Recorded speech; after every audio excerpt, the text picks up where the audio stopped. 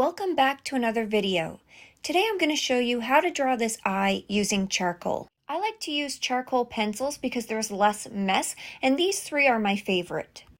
So I have the black Peel and Sketch charcoal pencil, the General's white charcoal pencil, and the General's black charcoal pencil, and I believe both the black ones are the Sofft ones. I like using the Peel and Sketch one for laying down soft areas because it blends out a little bit better. And I like to use the General's one for finer details because it does sharpen up a little bit better. I also like to use blending stumps to blend out the charcoal, and I usually use a number 4 for most of my work, and then I'll use a number 2 or a number 1 depending how small the areas are.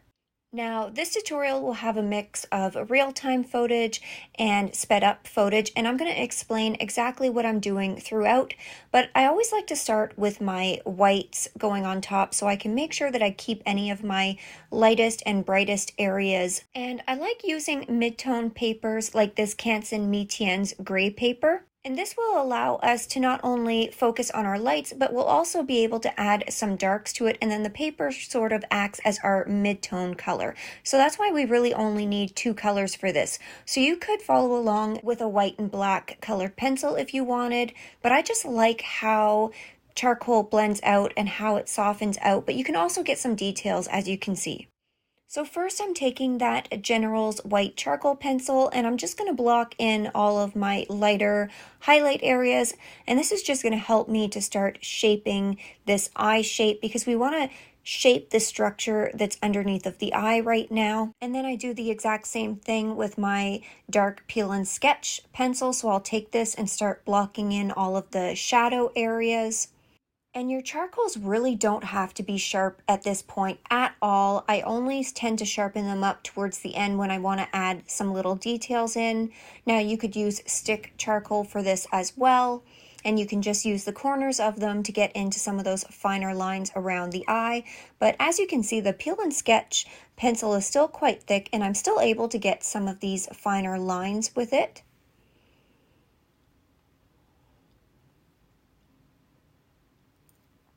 And I'm just really starting to focus on those really dark areas, so I'll push just a little bit harder with this pencil when I want sharper lines. And I really want to focus on the detail in the eye, and then I'm going to let the edges of this sort of blur out. So now I'm taking that number 4 blending stump, and I like to keep one end of the stump for my lighter areas and then one end for blending my dark areas. Now it's totally fine if you get that mixed up. You can always wipe it off onto a paper towel on the side, but I just find I get cleaner areas if I try to keep one end for blending the whites and one end for blending the darks, and then I sort of tend to smudge some of those areas together to really soften them out. And as you see, I'm really trying to blur out those edges because I really want the focus to be on the eye in the center, and then everything sort of blends out around it, and that's going to make the main focus pop out a little bit more. So right now I'm just focusing on blending out my white areas just like I started putting in my white areas. And then that way I don't get confused and start blending things together that don't need to be blended together. Now I do grab a smaller blending stump, like I said before, for the smaller areas like in the eye. And if you ever feel like you're picking up too much of the charcoal and it's not blending out enough, I just wipe my blending stump off on a paper towel or Kleenex on the side, and it just gets rid of any charcoal. So you'll notice that if things start smudging around and not really sticking to the paper. So we want the charcoal to stick to the paper. We don't want it to just smudge around on the surface. And then I flip my blending pencil and I'm starting to blend out the darker areas now. Right now that eyebrow area is looking really dark because it's right against the white areas. But as you're going to see, as we start blending this out and we go on later to add our little eyebrow hairs, it's really not as dark as we need it to be because those hairs really will stand out on top. So don't be afraid to go darker than you think because this will start blending into the white areas and sort of blend down a little bit. And I find this is where a lot of people have trouble with their artworks. They don't get their darks dark enough. So you might look at that and think, oh, that's dark enough, but it really isn't. So we're going to have to use the hairs to go on top to really darken it up. And that's just the shadow underneath of those little eyebrow hairs. So you really want to focus on your lights and darks in your artwork because that's going to make your art look more 3D and more realistic. So I love charcoal when you're first learning to do this because all you're really focusing on is those light and dark areas to create the structure of the artwork. And you don't really have to look at too much detail going on. You don't have to worry about picking colors. You're just worrying about those two things, getting your light areas in, getting your dark areas in, and getting it blended, really. Now, you saw me go over that little area under the eyebrow with a little bit of white because I thought it was looking a little bit dark, but actually I could have left it a little bit darker, and I think I go back and add a little bit of dark to it again afterwards because I feel like it went a little bit too light. So even as an artist, we can feel like, oh, maybe it's too dark or maybe it's too light, and then we realize, you know, once we get some of our darker areas in that we definitely could have gone darker. So it happens to all of us. So I'm just blending out all of these areas, and I think I'm using my number 2 blending stump here, especially for those smaller crease areas in the eye. Now, some of these areas we don't want to blend out completely because there is a little line in the crease of the eye, but I want to blend the top edge of it and the bottom edge of it just slightly so that it doesn't look like just a line. We want it to sort of blend out into a nice soft shadow, and then I'm just ever so lightly blending around the eye. Now, I don't want to blend out all of the detail that I put into the eye, but I definitely want to soften it out a little bit so then I can come back on top and add a little bit more detail on there as well. Now, I went ahead and put the highlight of the eye in at first when I was putting all of the other light areas in, and I'm being very careful to go around this and not blend it out because that is the lightest part in the artwork and I want to keep it as light as possible, but I will go back in at the end and blend around it and touch it up. So now I'm going back in once I've got everything blended out the way that I like it.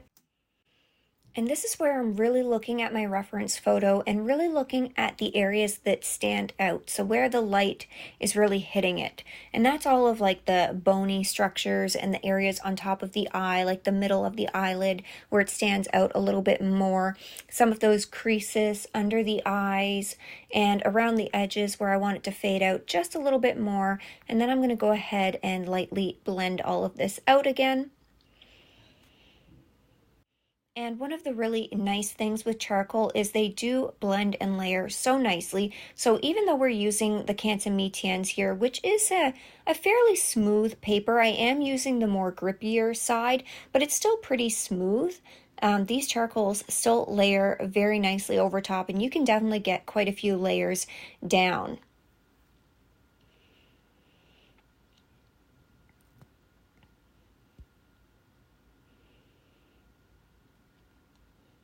So you can see now how just putting a couple of layers down is really filling up that tooth that's in the paper, and we're starting to get some nice smooth transitions. Now I'm using my big blending stump here, but I'm pretty sure I'm going to switch down to my smaller one because if you use too big of a blending stump in smaller areas, it's just going to smudge everything around. So definitely be careful with that. I'm, able to kind of keep it in a smaller area because I'm used to working with them with charcoals. But if you find that your blending stump is too big, don't worry about grabbing a smaller one. It'll just take you a little bit longer to blend everything out, but it'll be much easier. Now, one thing within the eyeball itself, you don't want it to be just all one color. So there is a shadow where the eyelashes kind of come down and the eyelid kind of comes over top of the eyeball. So on the top half of the eyeball, you will have a shadow even in the white areas. And the white areas of the eyes are never completely white. So that's why I still have some shadowing in there and then a little hint of some white, but it's not completely white. So keep that in mind. And then I also create a little bit of eyelash texture coming into the ball of the eye because there is some shadow of those eyelashes coming out over that as well. Now, this is available all in real time on my Patreon, as well as the nose and the lip too. So if you guys want to see those as tutorials here on YouTube, then definitely let me know and I will absolutely do that for you.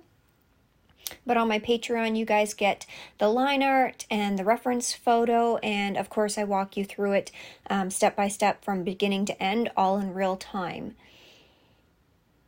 So it's a little bit better than these videos because I do have to speed some of this up because longer videos don't always perform well on YouTube, but I really enjoy doing tutorials for you guys on YouTube as well. So now I'm just working on getting that detail back into the iris, and you'll see I'm making little lines, but I'm not making them spaced out the exact same. I'm making some a little bit shorter, some a little bit longer, and I'm trying to make them a little bit more random.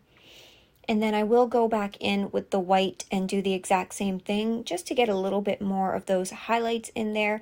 And at this point with the blending stump, I'm not really blending out, I'm just ever so lightly pushing the charcoal into the paper so that it doesn't smudge around too much, so that I don't have a bunch of charcoal on the paper when I'm going in to put those white areas in.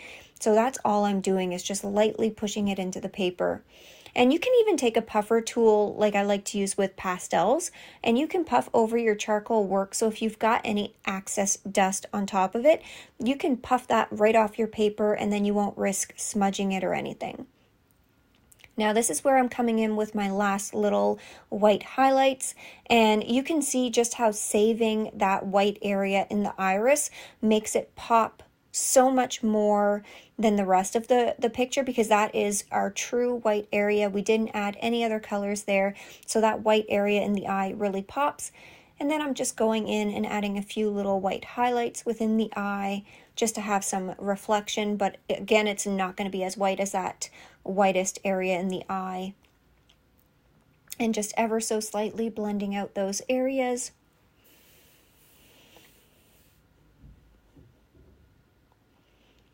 And now I'm going in with that General's Charcoal Soft pencil. Now I did go ahead and sharpen this up so that I could get some finer lines.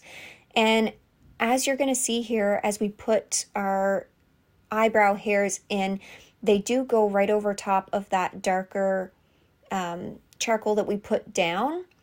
But all I'm doing here is looking at the direction of the eyebrow hairs. So they start going up straight and they're a little bit thinner at the beginning of the eyebrow. And then as we get throughout the eyebrow, they start to curve more diagonal. And then almost about halfway through, they almost start going straight to the side. And then I give those an ever so slightly blend out because I don't want to get rid of the hairs. It's just some of them on the very bottom of the eyebrow aren't as noticeable.